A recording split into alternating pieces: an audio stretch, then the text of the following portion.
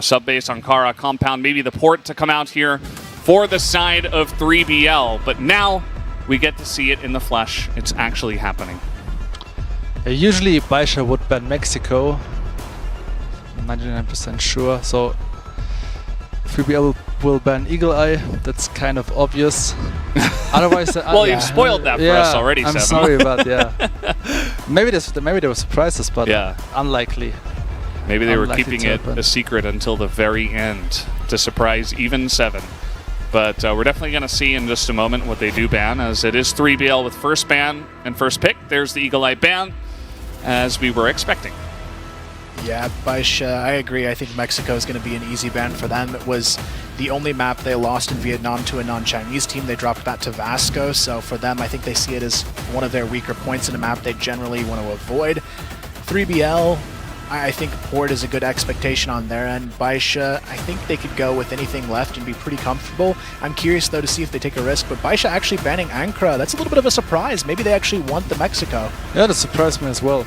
I think the issue now with 3BL is, even if they pick port, of course, it might be a good map for them, they have to start on blacklist, and this is kind of scary against BaiSha, because if BaiSha has momentum at the beginning of the match, it could be like easily like a 5 or 6-0 lead, Do you ever pivot here and just pick Mexico and say like, well, we didn't exactly prepare it, but we know you're kind of weak, so maybe we can kind of poke at you guys a little bit? Well, the answer is there. The answer is no. I think it would have been a good idea, honestly, to pick Mexico. Because, today you have nothing to lose. You play against a former world champion. Like, to be fair, like 3BL, they have to beat Pacific Magda, maybe Imperial, to advance to the playoffs.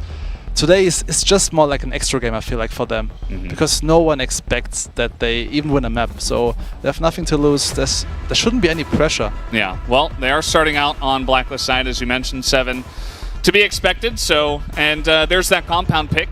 It was available, and BaiSha say, well, we're really good on this map, so we might as well just pick it up, as it was not banned. 3BL, they had to ban out the Eagle Eye. That's their main ban, as you were saying, and so that will leave one of BaiSha's, if not their strongest map available.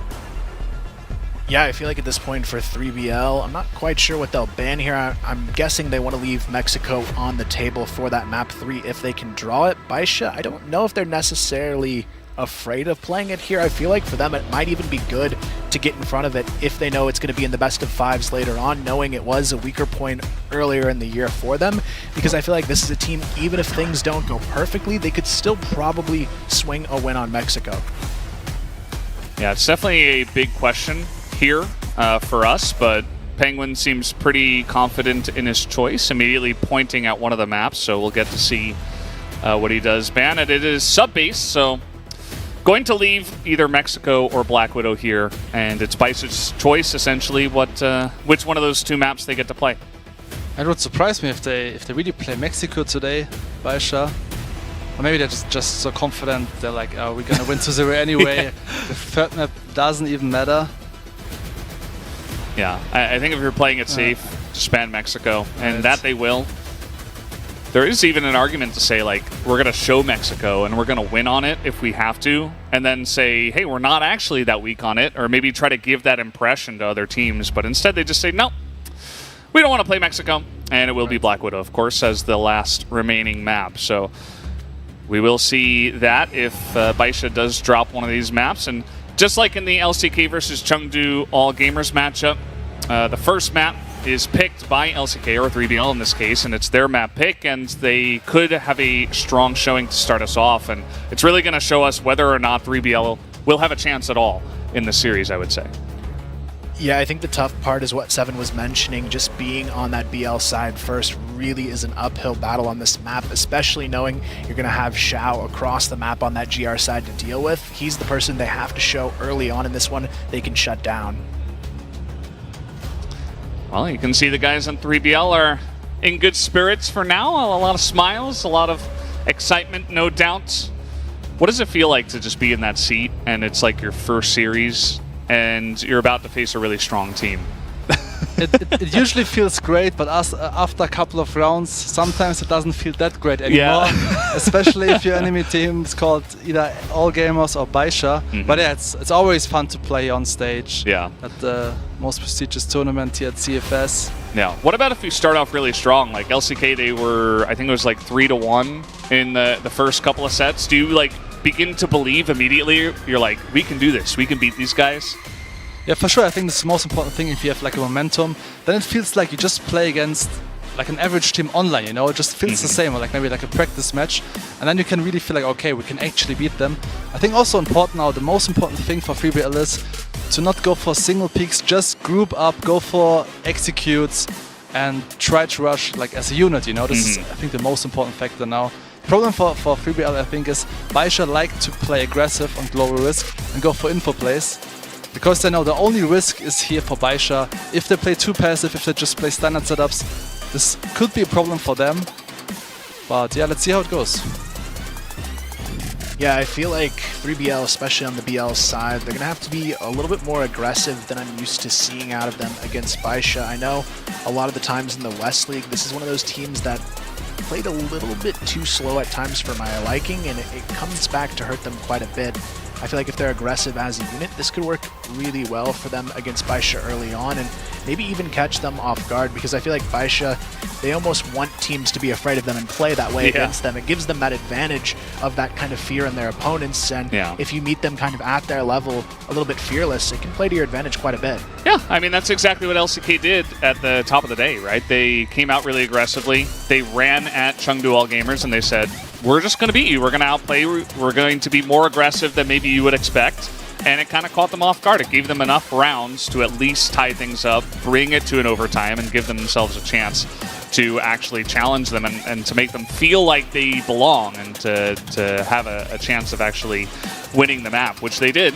It took a while. It took them 25 rounds, but they did get there, did LCK. As Penguin's going to have a little pray moments, perhaps. A little meditation before the match.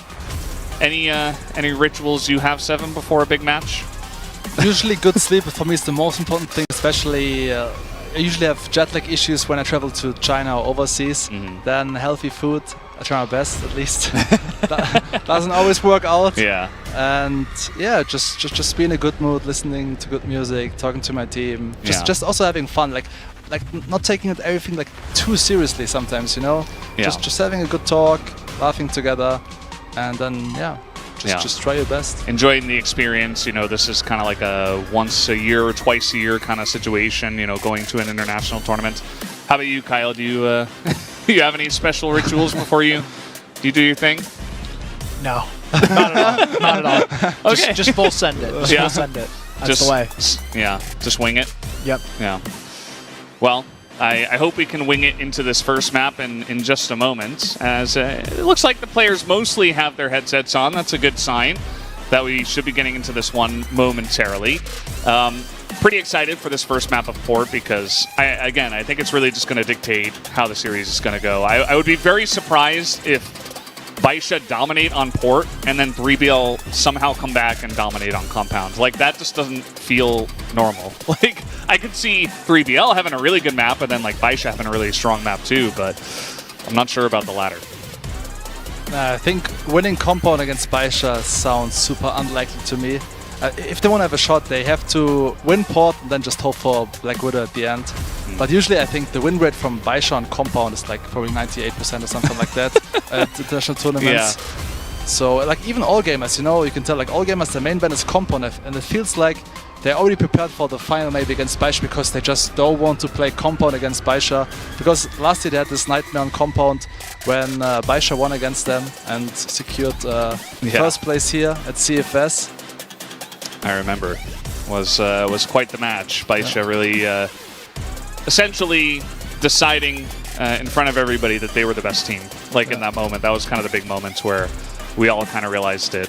And well, we might see it again in this first match. We actually definitely will see at least that map for set number 2 of this match. So will be fun to actually get a look, maybe a taste. I hope that BaiSha actually full send it on that map, but they don't hold back, you know, because at the end of the day, you got to be confident. You're like the defending world champs. Do you really have to hide strats against all gamers or any other team? I feel like they know them well enough, you know?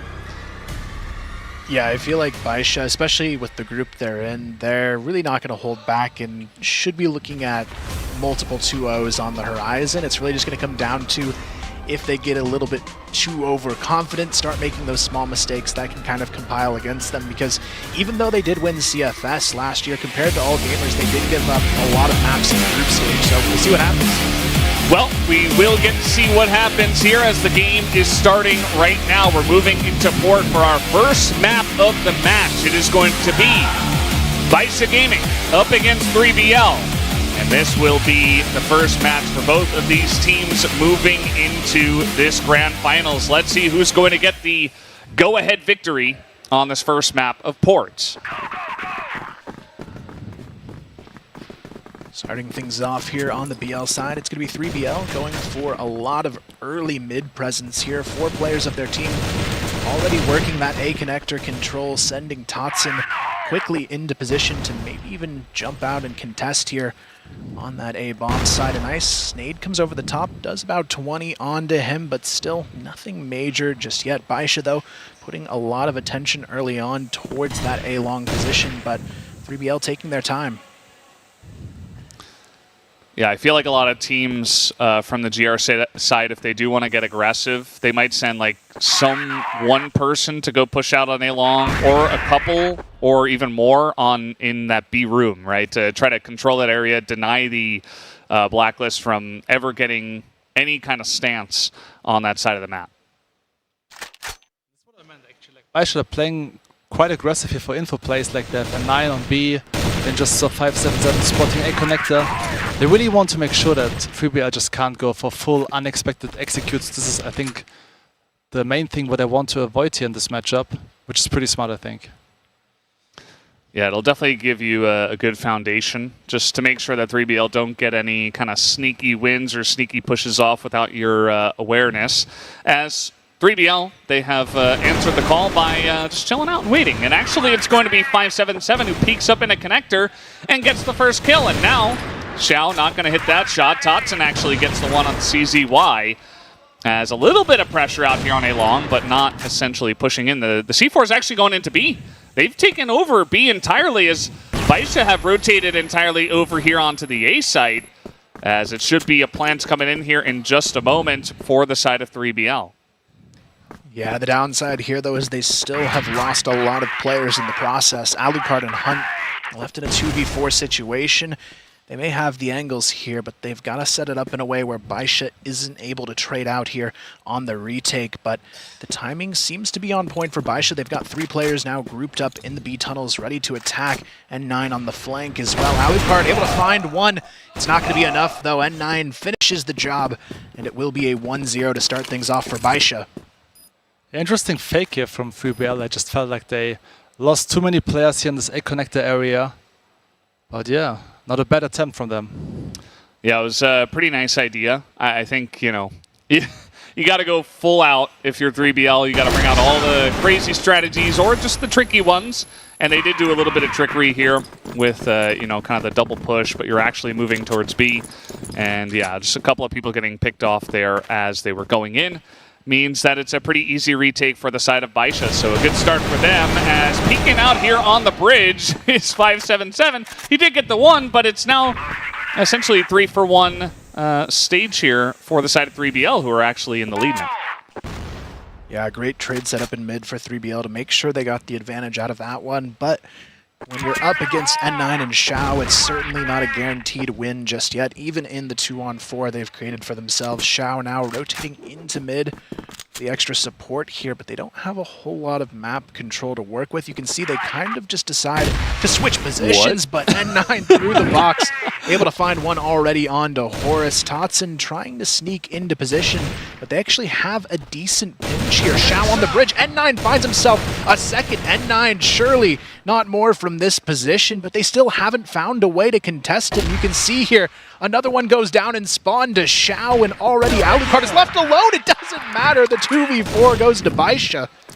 I mean, how are you going to crack that shell? It's just the two of them, right? But it is the two names that you were talking about, Seven. They just calm it down, they wait back and spawn, and they say, okay, come at us. And one by one, and 9 gets a couple of picks and makes it possible. And then they made it look like they were actually the favored ones in that 2v4. Right, yeah, I mean, this is why these two players are known as the best players in the world, maybe right now. I mean, it felt like a 4 versus 4, right? Even though it was a 4 versus 2. I mean, if you press tab and you see like, oh, Xiao and the 9 are still alive, you know, it's like bad news for you. Or at least it's going to be a lot more challenging. I think it is a little bit more damning than normal than, you know, maybe you can lose a 2v4, but also it didn't even look like they landed a single shot onto the two of them. So making it look easy was N9 and Xiao. We'll see if they can keep up this level of play so far. That one looked pretty good for 3BL, you know, getting a couple of pickoffs before the map even really began, or at least the round. And so just not able to put the nail in the coffin on that one. We'll have to hope they don't lose their edge after the result of that. Yeah, I mean, those are the type of rounds, if you're 3BL, you really got to be able to hold on to, because it just gives BaiSha even more momentum in this map to work with. And you can see there, maybe already taking down Totson, getting that early advantage over to BaiSha this time around. And now, in the 4-on-5, they've got to find a way to carve a new path and get this bomb somehow onto either site. But now they are favoring back towards the A bomb site, having a couple players trying to scout things out in mid. But BaiSha, they've got a really good spread here and nothing easily to crack. And we have here 577 with the key position here under a connector, waiting patiently. I don't think they will check this position. Yeah, it's definitely a tricky one. He was waiting for the push that didn't actually come through, and now, especially when you're up a member, you can kind of just stand on the bridge and say, are you going to rotate or not? And they immediately know, and that just sparks CZY to just pop out of B and get a pick off, and now it's 5v3 all of a sudden. And yes, you've done a little bit of damage to Xiao, but he's the sniper, so not really going to stick as well. And now you're kind of cornered here as 3BL. Tough spot to be in. You can see they want to go for the double peek here, and it's going to work out. CZY and N9 finding one apiece. Alucard left in a 1 versus 5 situation. He's already been spotted, taken down to 17. Make it a kill there for Baby as he finds his second on the round. And BaiSha so far making things look pretty easy for themselves on the GR side. Right, yeah. I mean, usually, you know, 3BL, they like to go for fast executes. So I'm not sure why they're changing their playstyle here. Because I think this is the most important thing. Like, if you play CFS, don't change your playstyle too much, you know? Don't have too much respect, even though it's BaiSha maybe the best team in the world, yeah? But yeah. Yeah, no, I absolutely agree, Seven. This time they did run into B room just to be met with the rifles of BaiSha as they mow them down. This is looking like a pretty quick 4-0 in round score unless Alucard can 1v5. That's not going to happen. He does get the 1. But BaiSha pretty simply, you know, they've been controlling that room pretty well, and this time they push out just as 3BL are pushing in. And you could see that a couple of backs returned as they were trying to flash into the room and entry, but you saw that BaiSha were just so ready for the push.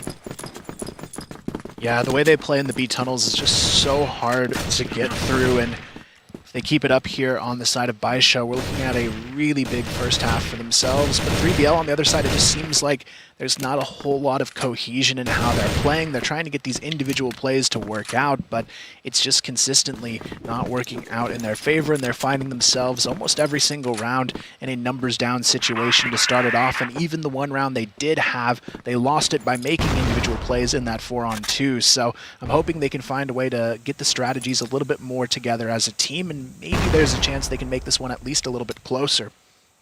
I mean, what's interesting for me, like most teams, they would play with just 2 players on A and maybe 1 or 2 players on B.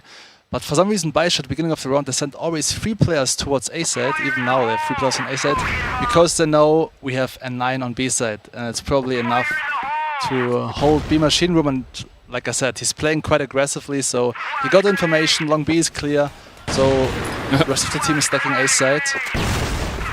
Yeah, and you can see 3BL, they're pushing out. They are making an execution, but they're kind of backing away. It kind of reminds me of the way that Ranking Esports were playing on the last map of Compound, where it's like you're getting in, at least they were getting value when they were doing it, you know, like ranking esports, they were getting a couple of picks and they were just like pulling out, running away immediately. Whereas 3BL, you know, they're throwing in 3 frags and then just kind of chilling, or they're like throwing 3 flashes in a B room, not taking that area of the map. So it feels like maybe their head is in the right place. They have like these set plays, but they're not really committing to them. So I feel like at the end of the day, maybe their head is not in the right place when it does come to actually committing to the play.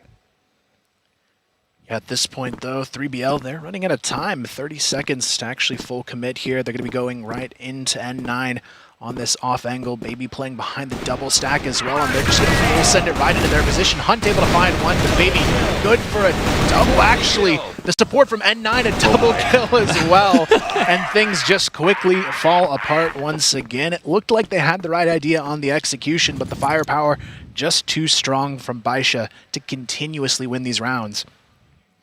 And also, once again, there are 3 players on B side BaiSha because they sent 577 towards long A. You got the information. This is what I like about the Chinese teams. They're so good at adapting.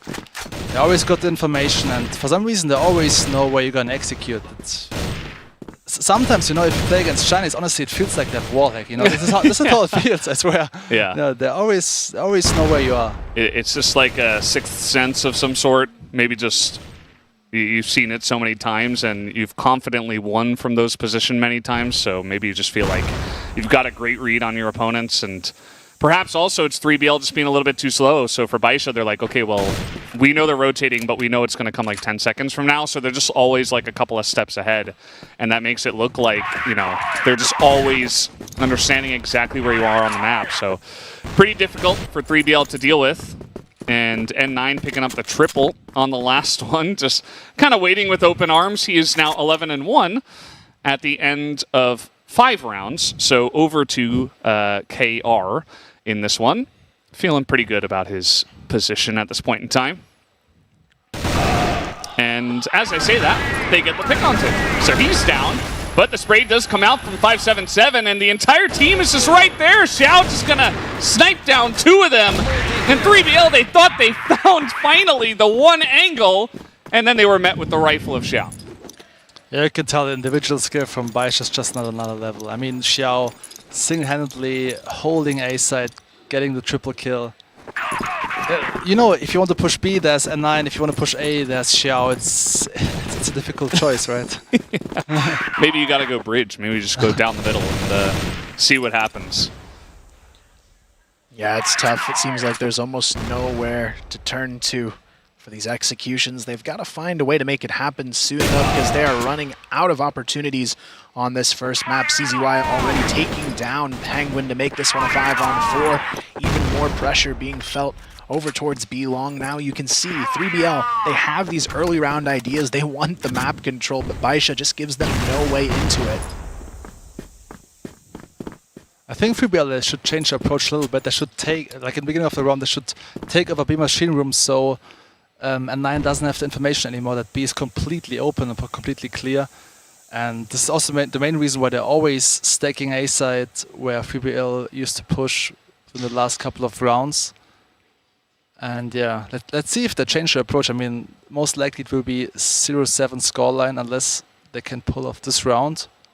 So, I mean, if you get 2 rounds on Blacklist, to be fair, it's still doable. You know, it's heavily GR-sided. If you get a 2-7 scoreline, maybe at least overtime is doable, you know? Yeah, and you string a couple of rounds together, you begin to get some of that confidence back, then, you know, you can get even more rounds off at least you're in a better position to get more rounds after stringing together a couple from the favored side.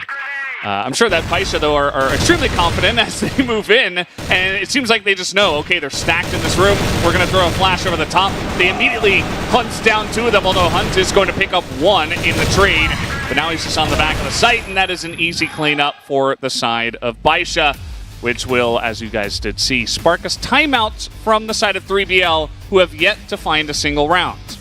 Yeah, this was a world time flashy from N9. I usually throw the same flash from my teammate also. And yeah, like perfect timing. He like gets information. He knows the 4 players, even gets the kill. So perfect timing, perfect flash from N9. Yeah, I mean, at this point, it's very tough to find a way through, because it's not even just like a lack of strategy. You can tell they have an idea of what they want to do, but every time they try and execute it, there's just someone there out-aiming them, and that can be a really daunting thing to take on. I guess, historically, if you've been in this position where you're almost getting out-aimed, what would you tell your team to be doing here, Seven? I will tell them, guys, even though the scoreline is 0-7, let's get at least a couple of rounds as a confidence boost for the next map. Maybe even we start a comeback. Like once I was playing against Q9, also a Chinese team. They were leading 8-1 in the first half, and then the end of the scoreline was 10-8. And of course, it was still a confidence boost because we felt like, okay, we can compete with them, you know. So even though the scoreline is 0-7, at least get some rounds as a confidence boost, get some kills. I mean, at least get one round on Blacklist, so you can maybe get like 3 to 4 rounds on GR. Because on GR, obviously, it's much easier to get some rounds. That's why I also said it's like starting off on Blacklist against the best team in the world on Port at CFS, maybe not the best idea also. Yeah, and it does look like, as we're looking at the replay here, this is what started off. That's that flash you were talking about. Just gives you that extra kill. Very nicely executed from the side of BaiSha. And yeah, from what I could tell from looking at Penguin, it feels like he's talking about the technicals. You know, he's like, we got to do that. Like, we got to be pushing at this time. Like, you got to be going in here, and you got to be doing this. So maybe just still trying to get that foundational, like, okay, this is what we're supposed to be doing. We are not playing the way we practiced, which I feel like can be pretty frustrating. Yeah, I mean, it really can be, but we're going to see what they do differently coming out of that pause here. 2 more rounds left in this opening half to make it happen. They still don't have a lot of map control to work with. You can see Totson trying to sneak his way maybe into A connector earlier on here. They do have Baby on the other side of it for BaiSha, just kind of hanging on to that position. This time, though, playing 3 towards the B bomb site, so you can tell they've got a decent idea where these players are playing on the side of 3BL, and they seem to pre-rotate very accordingly. And the rotation from BaiSha just next level. They just had 3 players on A, then they got information A connector is clear, they sent 3 players towards B side. Yeah, this is the main reason why they're the best team in the world. The rotations are always on point. And as you know, it's difficult to get information without dying. This is the most difficult part.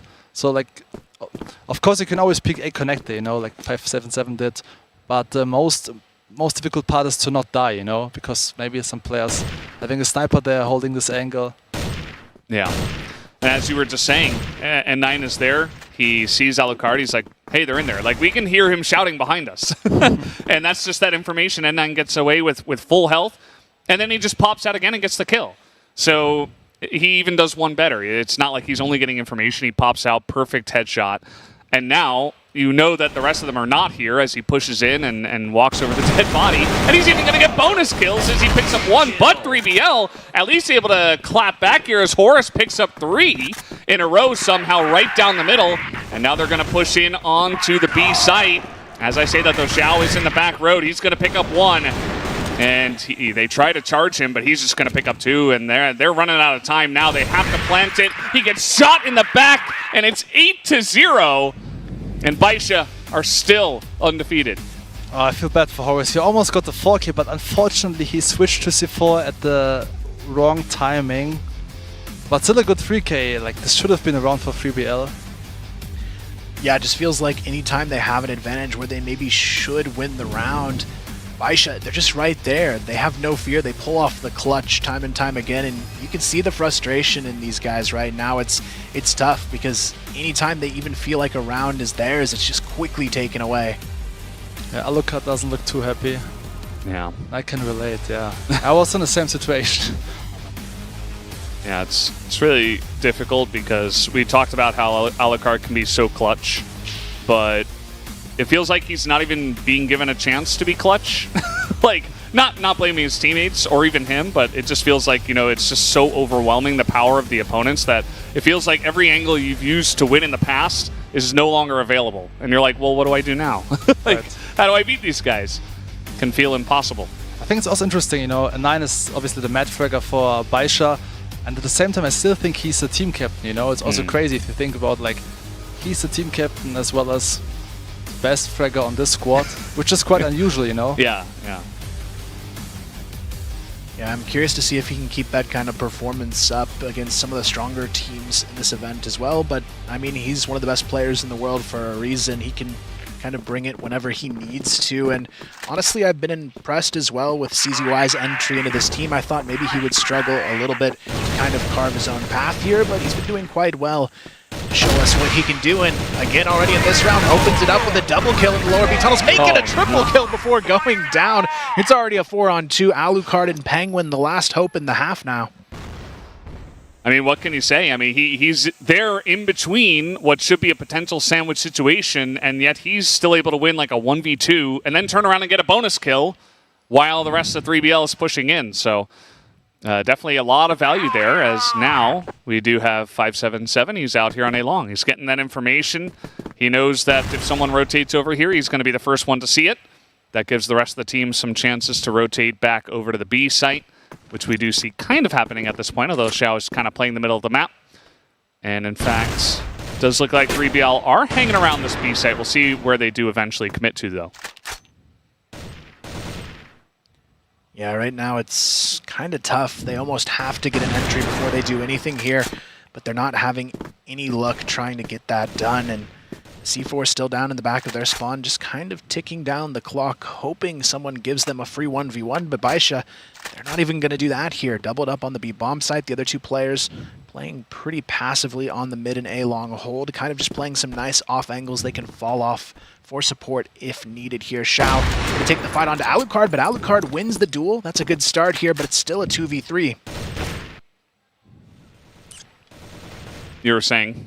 A bit unfortunate there now, but okay. At least Alucard has a chance here. Maybe a good Alucard moment. Gets 2 kills already, but it's still a 1v2 against N9 and 577. No C4 to work with and only 30 seconds on the clock. A very stacked round, but we'll see what he can do with the AK in his hands. He's got the nice little wraparound here going. I don't think 577 actually knows just yet, but Alucard misses the initial, still gets the follow-up. He's got a 1v1 here that's very winnable, but he's got to check this corner, and he is just not going to. 9-0 for the half. BaiSha still find a way to get it done, and this is looking like a pretty crushing defeat up for map number 1. Yeah, 9 just always having the perfect positioning. It's crazy. Like, it's also so difficult to copy his playstyle. This guy's having always the right move. He always knows what's going on. It's not only his aim, you know, also his game sense is just next level. Yeah, we saw, CZ9 had a moment, but we also had Alucard finally, having a moment. Speaking of which, we're going to try to push out here on A long. And CZY is actually able to trade that one back, as now they are continuing to poke out here on A long, but a lot of 3BL still here. BaiSha don't seem to care, as Alucard will pick up one, but now he is alone against the two of them, just trying to stop a 10-0 at this point. I mean, he just wants to get one round for the squad. Let's see if he can actually do it, as he sees N9. He knows the positioning, gets the shot, needs another one, tries to flick it, throws out a couple more, as he's only got one more bullet left in the AWM. At this point, he's going to get it as he hops up and picks him off and finally gets around for 3BL. And to be fair, Alucard already got 11 kills in this matchup, so he's doing a good job, I would say. And at least getting one round, it's important, like, you don't want to lose the first map at CFS of 10-0, So, at least one round on the scoreboard for 3BL. Yeah, and Alucard has gotten above 1 KD now. Yeah, a couple of big rounds, Maybe he can try to boost some life into the squad. I mean, you can also tell that BaiSha wanted to hide some strategies. I mean, there's no way they would push against all gamers with just 5 players long A instantly, So it was more like, come on guys, let's just finish it with simple crossfire. Let's just push long A. They still have a pretty huge advantage in this one, but Alucard trying to make it a little bit more of a challenge on his end. Now playing that solo anchor on the top of the A-bomb side. He's got a nice angle to work with here. He's going to have a chance to take on several BaiSha players on long. Here comes the peek, though. That flash is going to make it extremely hard because 9 sneaks up, gets the first kill. It's going to be Penguin He manages to find one, but unfortunately, that will be it for him in the round. 3-on-4 now. BaiSha, they've got the numbers and the bomb sites. Still, they've got a lurk in mid as well, but it's quickly going to be Horus who finds Xiao, taking him down, and here comes the collision on the back of the bomb site. And this should be it here. Nine gets the double kill, and CZY there to establish the first map on the table. It's going to be BaiSha 10-1, a very confident way